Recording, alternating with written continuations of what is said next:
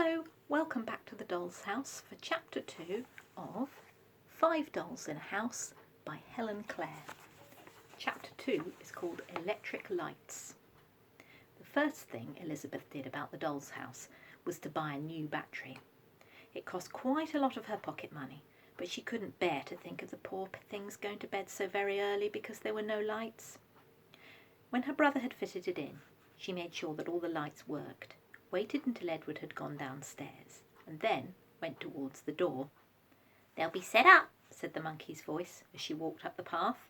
"Yes, I've given them a new battery." "That there lodger will be able to read all night if she likes." "No, she won't," said Elizabeth firmly. "She'd use it up in no time. I'd better knock, I suppose." And she knocked. Rat-a-tat-tat.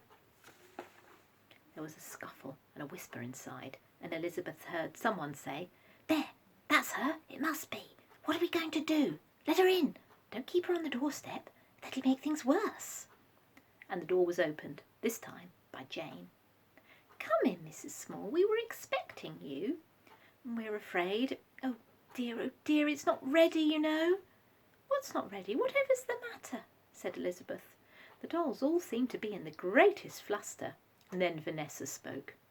"Come out of the way, Jane. You don't understand anything about it. You're too young." "Whatever's wrong, Vanessa?" "Come into the parlour and let us have a cup of tea, dear Mrs. Small," began Vanessa nervously. "Not until you tell me what's the matter," said Elizabeth. Amanda and Lupin and Jane were clutching each other and almost in tears. "It's the rent," gasped Amanda. "There isn't enough," sobbed Lupin, who was still wearing her hat and vest. "I've looked in the teapot where we keep it, and there's not enough," added Jane. "Be quiet, all of you," said Vanessa, "and let me explain, Mrs. Small. You know that we have called to collect the rent." "Oh, well, I haven't," said Elizabeth, "so you can all stop worrying about it. I've called to tell you I've been to the electric company. And if you go and turn on the switch, Jane, you will find the light goes on." "Oh, kind Mrs. Small, how lovely," said Jane, turning the switch. "How very genteel indeed," said Vanessa, as the parlour was flooded with light. "Now we'll be able to find the rent," said Lupin, and she fluttered off to look in the teapot again. "As you've got electric light, she's sure to put the rent higher," said a voice down the chimney. Oh, turn it off again, Jane," shrieked the dolls. "Oh, don't be silly, I shan't raise the rent," said Elizabeth, and she went to the chimney and called up, "Be quiet, monkey, or I'll have you arrested." "You know, he's most disturbing," said Jane. "He says things all day, and it gives one such a start." "Jane is a foolish girl," said Vanessa. "I don't take any notice of the monkey, since I know he is a friend of Mrs. Small's." At this moment, Lupin came back with the teapot. "Now pay Mrs. Small, Lupin, and then we can have a cup of tea. I quite forgot we couldn't use the teapot till we'd paid the rent." And Lupin took 2 cough drops out of the teapot and gave them to Elizabeth. "Oh, don't bother," said she. "Oh, we must bother," and Vanessa's feather bobbed as she nodded her head. "We're only sorry it's not 3, but the fact is—" Here she dropped her voice to a whisper and put her hand up. "The fact is that the paying guest is not paying enough. You know, what's the good of a paying guest if she doesn't pay enough? We don't want the guest part at all, but we do want the pay part." Elizabeth looked quickly at Jacqueline, but she was still smiling sweetly and had not understood. "Vanessa, I think you're very unkind to poor Jacqueline. How much does she pay already?" said Elizabeth. 35 cough drops a week, but now that there's electric light I shall make her pay 4 ounces, said Vanessa, quite venomously. "But I'm not going to charge you any more, so that's not fair." "It is fair, especially if she's a spy." "A spy? How silly! She's not a spy. I don't believe you know what a spy is." "All foreigners are spies, Mrs. Small. A spy is a cross between a spider and a fly. I should have thought you would have known that." "Will you come into my parlour?" said the flider to the spy. "You see, she has very long legs, which is the spider part." Well, If she pays 35 cough drops a week, I'd like to know what's happened to all the rest. Not that I want more than 2, of course. The dolls all looked rather ashamed at this. Then Vanessa spoke. It is Lupin. She will get coughs because she goes about in her vest, you know, and so naturally she's forced to eat the rent. That's another reason why we want the spy to pay more. It's not true, said the monkey's voice. They all eat them, especially Vanessa. She's the worst, 'cause she talks so much. Oh, don't listen to that monkey. Let's have tea instead. And Vanessa jumped quickly to her feet. No, not tea, Vanessa, said Jane, clasping her hands with an idea. A party! A party because the lights go on. Yes, yes, said Amanda. We'll stay up late for once. I put on my lace dress, said Jacqueline, who did not look at all like a spy. Oh, Vanessa, do let's, said Lupin. And Vanessa can take her hat off. This remark was made by the voice down the chimney again, and poor Vanessa for some reason blushed very red. I'll do no such thing, she said crossly. But you must for a party, said the others. You really must. I won't, said Vanessa, stamping. Oh, poor Vanessa, said Elizabeth. You needn't if you don't want to. I know why she don't want to, said the monkey down the chimney. It's 'cause her hair comes off. I've seen her at night. Vanessa shrieked and ran out of the room. I ought to have her mended, said Elizabeth, but the others were too busy to care much if Vanessa were upset. She's often upset, the bossy old thing, but you needn't worry, Mrs. Small. She'll come down all smiles to the party. I expect she's putting more rouge on. She does when she's upset.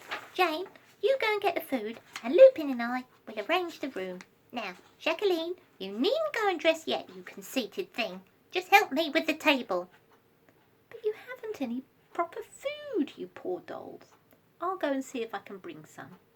And Elizabeth went towards the door. In the hall, she was just in time to see Jacqueline slinking up the stairs on tiptoe, showing all her lace-edged underclothes as she went, evidently going to put on her best lace dress for the party. Elizabeth went out of the door and scampered like a mouse across the floor of the nursery. In the cupboard in her sweet box was a large jelly sweet, about as big as her head was now, and a chocolate biscuit. It was a poor tea for a party, but it would have to do, and she was afraid to walk round the house like this. She might easily be stepped on. So she ran back to the door again and went in. Vanessa greeted her in the hall. She had tied a wide blue ribbon around her hair, keeping it on quite safely, and her cheeks were unusually red with rouge. She seemed perfectly cheerful again, and was ordering everybody about. A bedspread was pinned round her shoulders for an evening cloak. Come along, Mrs. Small, just in time, but I see you haven't changed your dress for the party. No, I'm sorry, I hadn't time to do that, but I have brought some food. Goody, what's she brought? Let's see. And the 3 younger dolls crowded round Elizabeth to look. A jelly and a large chocolate thing. How very generous and genteel. We'll begin with musical chairs. Lupin, will you play the piano? And Vanessa led the way up to the parlour. You can't begin yet. Jacqueline's not here. The spy wasn't invited to the party, that I know of. Anyway, if she comes, she'll have to pay. Why? Because she's a paying guest, not an ordinary one. I won't have it. I'll raise the rent if you treat Jacqueline so badly. Jacqueline, come down to the party. We're beginning. Certainly Jacqueline looked very fashionable when she did come down, and after Elizabeth's remark as to the rent, Vanessa said nothing about making her pay. Lupin, who looked quite pretty in a cotton dress, sat down at the piano, and musical chairs began. It was the most difficult game of musical chairs Elizabeth could remember, for each doll flopped down just when she chose, and refused to get up till she felt like it. The point is, said Vanessa in her loud whisper, the piano tuner is expected, and until he comes, the piano simply won't play at all, you know. So we just pretend. That's Lupin getting quite hot pretending. Do you play at all, Mrs. Small?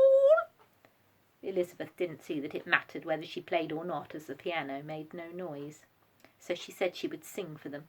This worked very well indeed, and musical chairs, which had looked like going on the whole evening, at last came to an end. Jacqueline won it. "Because her legs are unusually long, you know," whispered Vanessa. "She can get round the corners so easily. And have you noticed her underclothes? All edged with lace. Quite shockingly expensive." "They're better than red flannel," said a voice down the chimney. Amanda giggled. "Amanda, what have you been telling that monkey about red flannel? It's disgraceful. Mrs. Small, I think for the rent we pay, we should be able to have a roof to ourselves and not let over our heads for a private suit. I do, really." The other dolls looked uncomfortable at this, and Amanda ran up to Elizabeth and patted her hand. There's a picture of them here, playing musical chairs.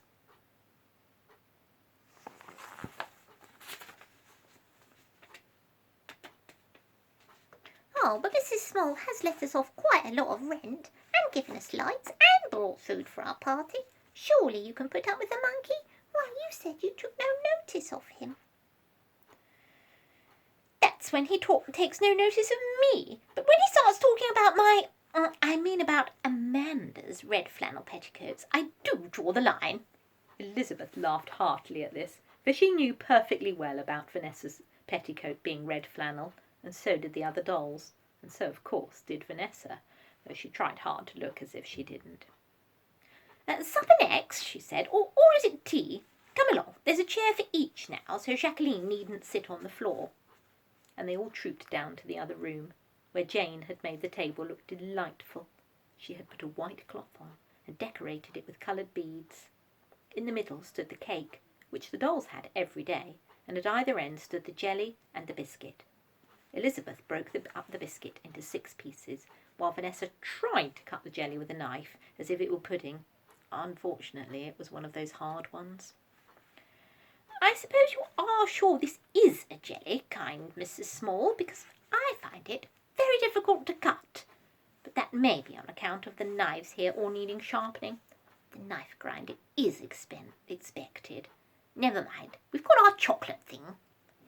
The dolls were eating the biscuit with great enjoyment, especially Jacqueline, who was greedy as well as expensive. "I don't wonder they must be awfully hungry," said Elizabeth. But then terrible things began to happen. Vanessa, who was still struggling with the jelly, sent it flying onto the floor, and all the dolls jumped from their seats and dived under the table to find it. And at this precise moment the lights went off. A chorus of wails came from under the table. "Oh dear, the electric company, they are spiteful.